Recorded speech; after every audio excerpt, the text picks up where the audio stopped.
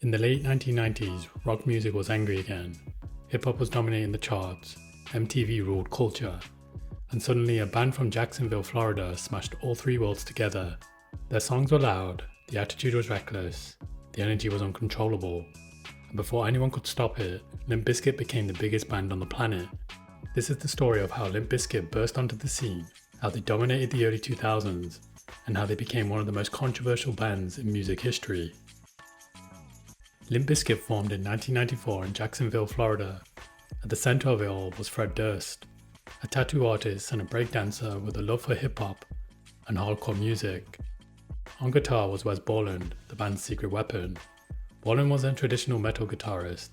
He used strange effects, heavy grooves, and dissonant riffs that sounded nothing like mainstream rock at the time.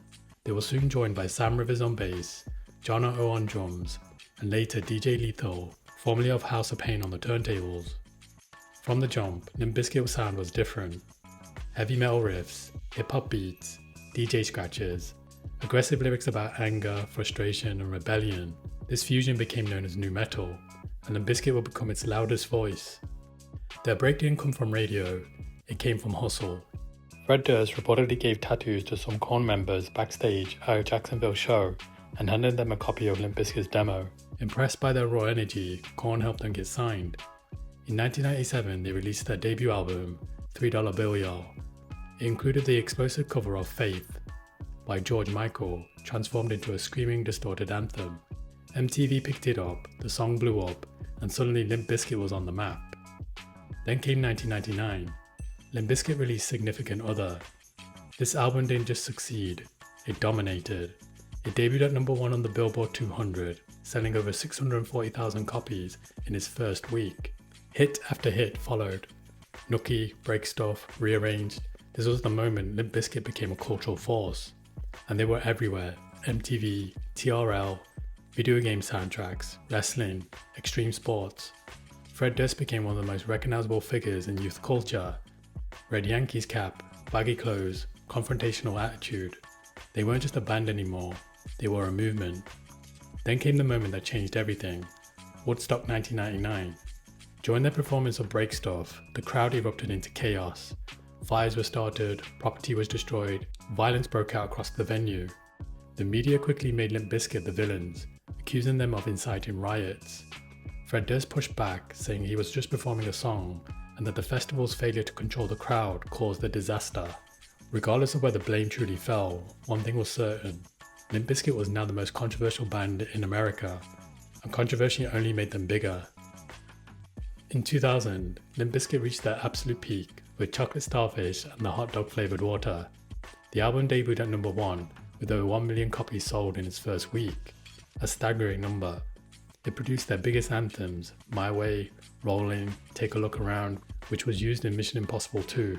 Rolling became a global hit, used in wrestling, sports, commercials, and films. At this point, Limp Bizkit was headlining massive festivals, selling out arenas around the world, and defining the sound of the era. They weren't just dominating rock, they were dominating the culture. Limp Bizkit succeeded because they broke directly into the teenage frustration in the late 90s and early 2000s. Their music captured anger, isolation, rebellion. Songs like Break Stuff, Nookie, Boiler gave young listeners permission to be raw, loud, and unapologetic. Wes Borland's visual style, face paint, wild costumes added a unique artistic edge, and DJ Lethal's hip-hop roots made the sound authentic, not forced.